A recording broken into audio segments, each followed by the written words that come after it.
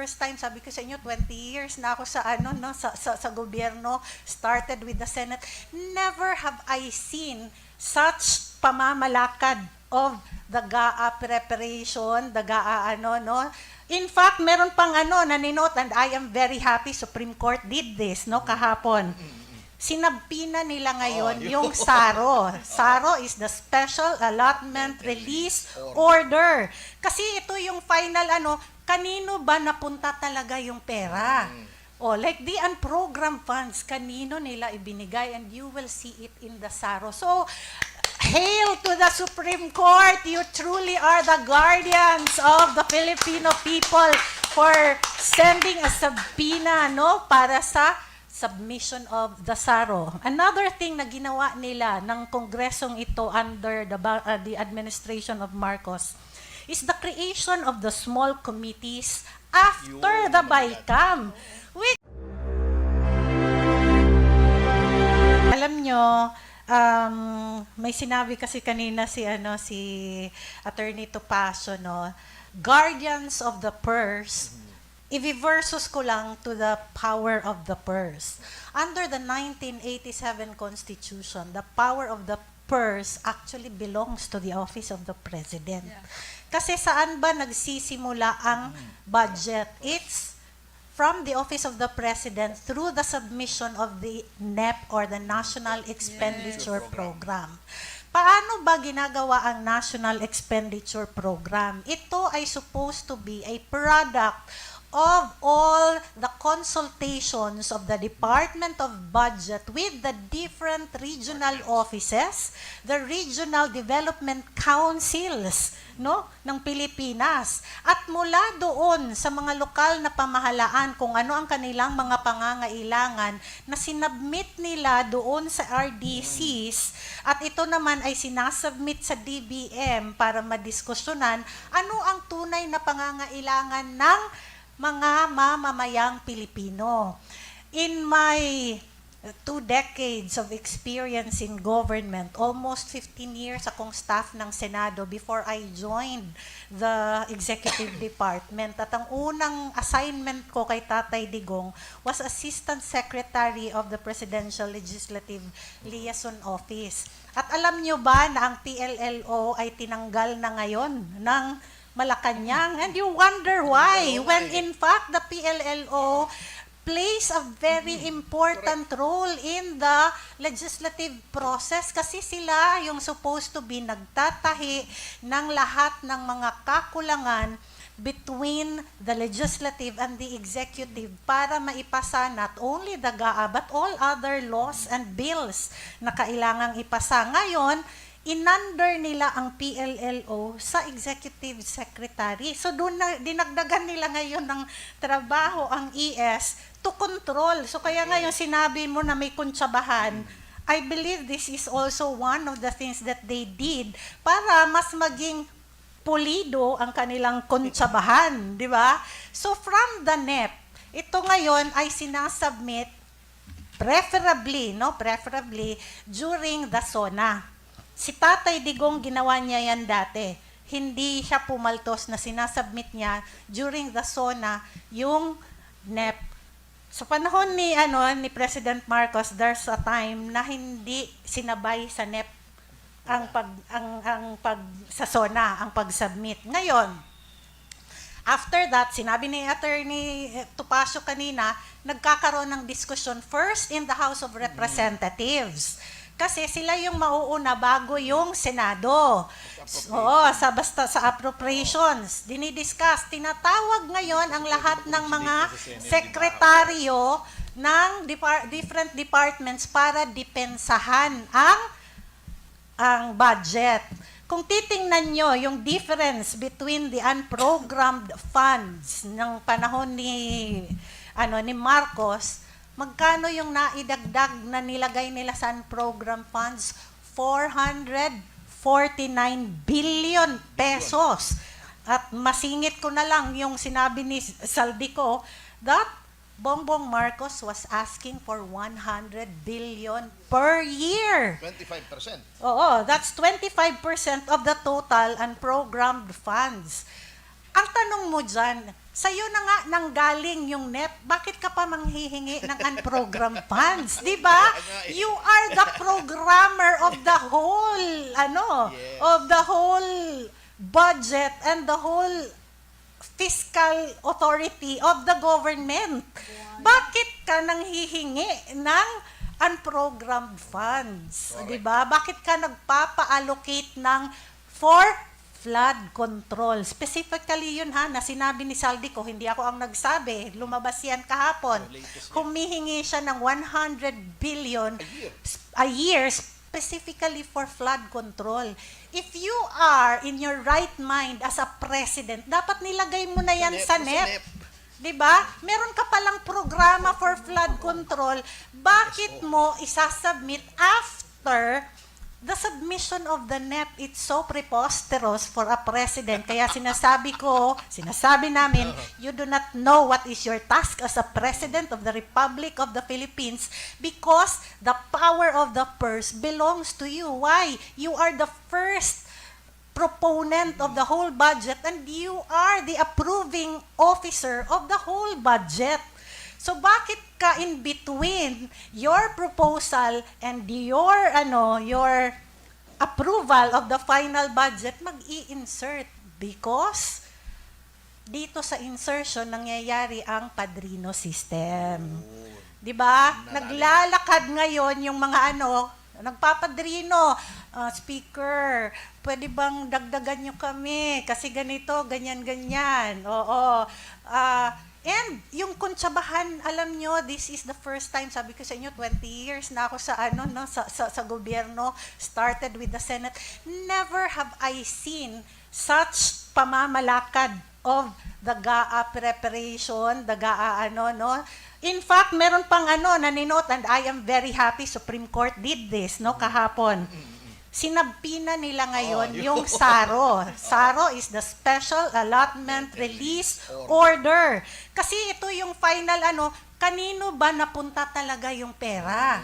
Like the unprogrammed funds, kanino nila ibinigay, and you will see it in the SARO. So, hail to the Supreme Court! You truly are the guardians of the Filipino people for sending a subpoena, para sa submission of the SARO. Another thing na ginawa nila ng kongresong ito under the administration of Marcos is the creation of the small committees after the BICAM, which has never been done in the history of the Philippines.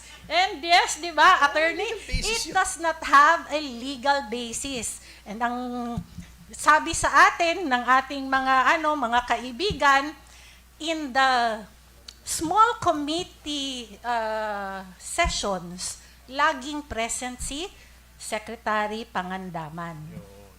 Which tells us na yung ano bang nangyari nila sa small committee report, doon sila di ba? Kasi naalala nyo na may mga blank pages?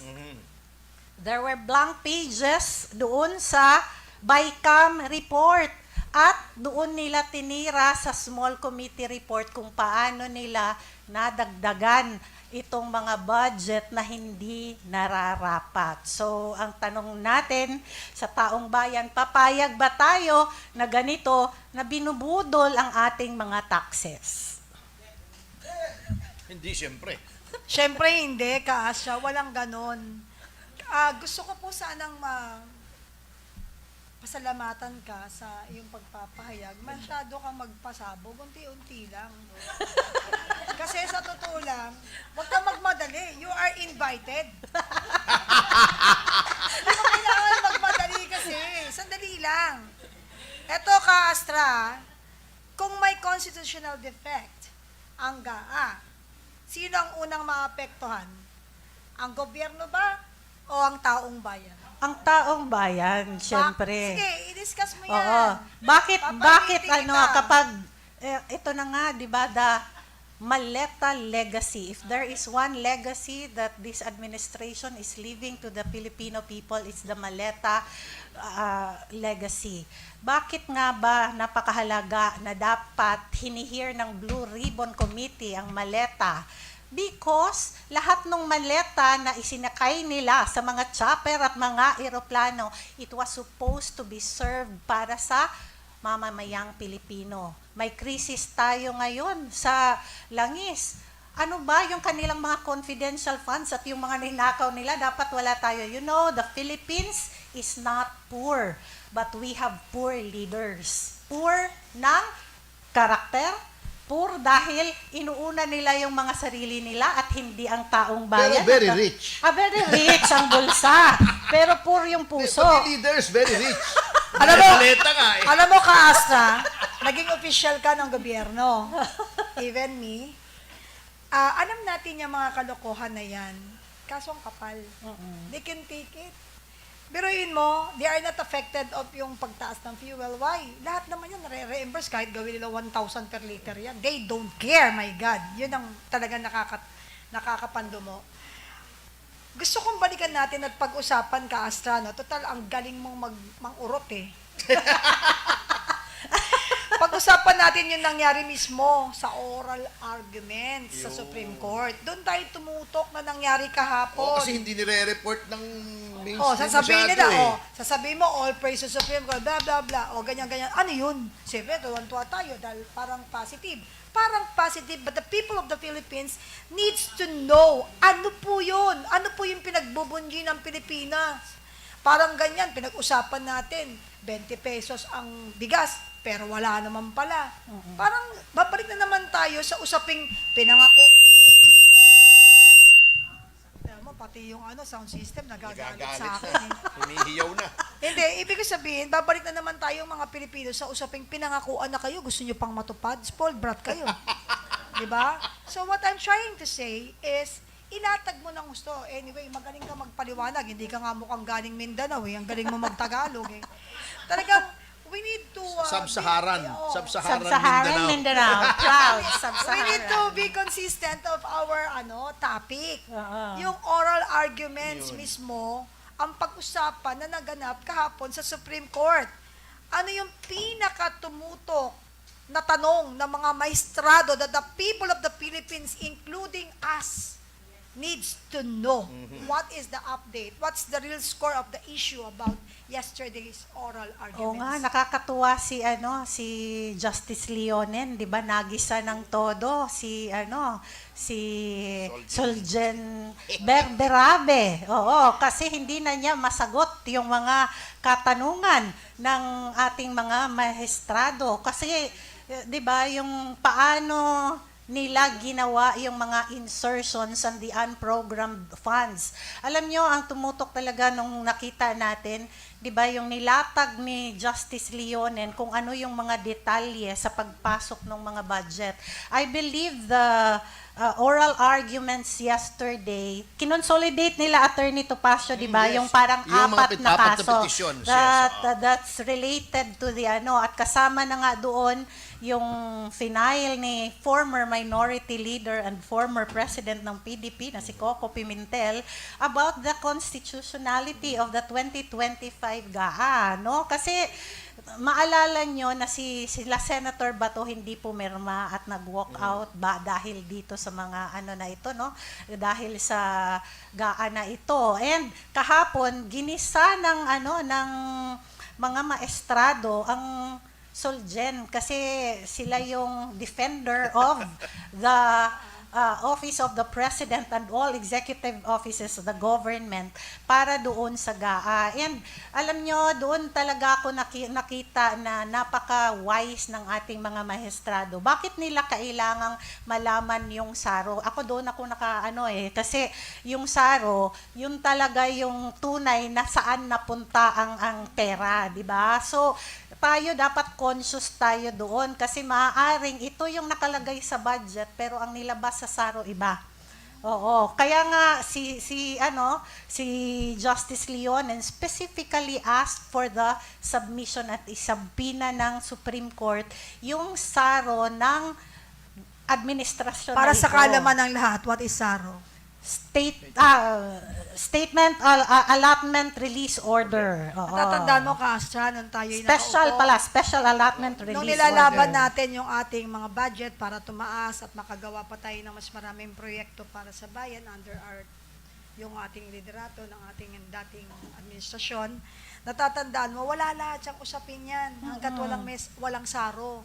Yung sinasabi nilang gagawin, wala pa rin yan. Ang isang tanong kagad, may saro na ba? Kaya kailangan talaga, himasin mo pa yan para ma-aproba at lumabas ang saro. Eh dito, walang saro, walang papeles, approve. Meron pang insertion. Ayos. Correct, oo. Kaya nga alam nyo, why am I very appreciative sa leadership ni Tatay Digong? Kasi, di ba, voluminous ang GAA. Nagmamadali ang Kongreso usually na, oy, pirmahan mo na yan. Si PRRD, hindi mo siya hindi mo si Tatay Digong, hindi mo siya mabrusko na, oy, pirmahan mo na ngayon kasi magdi-December 31 na. Ganon. Because he is very careful sa pagbasa, kaya nga nagvivito siya ng lahat ng mga hindi dapat i-approve na mga budget. And look, sobrang ganda ng pagpapalakad ni Tatay Digong sa kanyang panahon at hindi tayo nagkaroon ng, hindi natin sinasabing perfect ang kanyang leadership or perfect ang kanyang ang kanyang administrasyon, but he did 90% of the job, no? Na talagang kumbaga kung meron mang mga pagkukulang na hindi niya na achieve, yun nga yung hope niya that this administration ay continuity. Kaya nga sinuportaan natin ito because of the continuity na promise para sa atin. Kaso, ang nangyari, hindi naging continuity, kundi naging maleta legacy. Yeah, tama ka doon. Nasyak ako doon. Pero sa totoo lang, ng panahon po ng dating administrasyon, kapag alam niyang hindi nagde-deliver ng tama at hindi ginagawa, yun, kung ano nakasaad sa mandate ng bawat department, tsugi ka. Di ba? Yeah. Tsugi ka. Tsugi ka. Wala kang walang padrino-padrino dyan kasi siya is very parang hands-on. At kita mo sa akin sa maliit na Ahensya. opisina, ahensya kung saan ako nagtrabaho nung una sa National Parks. Kapag meron ka nakitang mali, makikita mo yung difference ng being right and being righteous. Siyempre, sasabihin mo, wag mo approve yan. Wag niyo yan. O wag niyo isama sa bidding yan. Yan, wag niyo isali yan. Why? Saka nakakita ang bombilya, tagwa 16,500 ang isa. Pero yung iba yun, hindi na binubukalkal. O to justify everything and the president will approve it because that is very, very bad. That's corruption. Yun lang, sabi ko, kasi po, ito po kasi parang abuso, ganyan-ganyan. O very good, wag isali. Di tsaka ang tindi noon tayo nung nagdidepensa tayo ng budget, grabe yung natin, grabe yung aral natin. Hindi pwedeng pumunta ka sa Kongreso at Senado na hindi ka nag-aral doon sa budget, pero parang ngayon iba yung nangyari kasi dinadaan na lang sa tawag, di ba? Nagvi-video call. Yung hiningin yung inaprubahan na namin mga ganyan na napakawais ni Saldico because he recorded everything. And hindi Siyempre, ito alam niya nangyayari before. Talagang wise siya dahil alam niya na hindi naman lahat ng lihim hindi malalaman. Mananatiling malihim. Kaya kung sakaling sumabog, meron siyang hawak dahil alam niya, pag hindi niya ito hinawakan, siya yung unang sasabog. Diba? Anyway, maisingit ko lang, insertion na rin naman ito. Ang hilig niyo sa word na ganyan. Anyway, ang natutuwa ako dun sa oral arguments kahapon, kasi pinapakinggan ko yan, nagmumultitask ako kahapon, yung mga amicus curiae. Ang Korte Suprema po kasi may kapangyarihan na mag-anyaya ng mga tinatawag na amicus curiae or friends of the court. Ito yung mga tao na wala naman silang pinapanigan, ngunit nagkaroon sila ng expertise o malalim na kaalaman tungkol sa issue na nahaharap sa korte.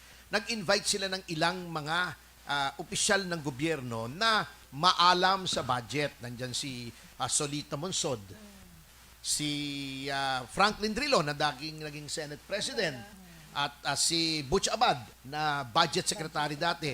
Wala po sa kanilang nagsabing tama yung ginawa sa GAA noong 22, 23, 24. Lahat po sila all for amicus curiae said, maling-mali because that is a form of pork barrel na ipinagbawal na ng Supreme Court doon sa Belhica case. So, wala pong kakampi talaga ang gobyerno doon sa oral arguments na yon. Correct. At palagay ko, nahalata na talaga ni Senior Associate Justice Marvic Leonen na talagang something is wrong. Kaya, yun, hindi na nila mapagkakaila yun. Isinampi na lahat ng saro. Alam na natin, malalaman natin kung bakit yung pong distrito ni dating Speaker Martin Romualdez, dalawa ang appropriation sa kanya, bukod pa yung sa distrito, bukod pa yung sa Leyte, City of Leyte. Can you imagine? Meron yung sa distrito as a whole, meron pang special sa Leyte. Magkano yung ibinigay sa distrito ni Sandro Marcos? 4 billion ba a year?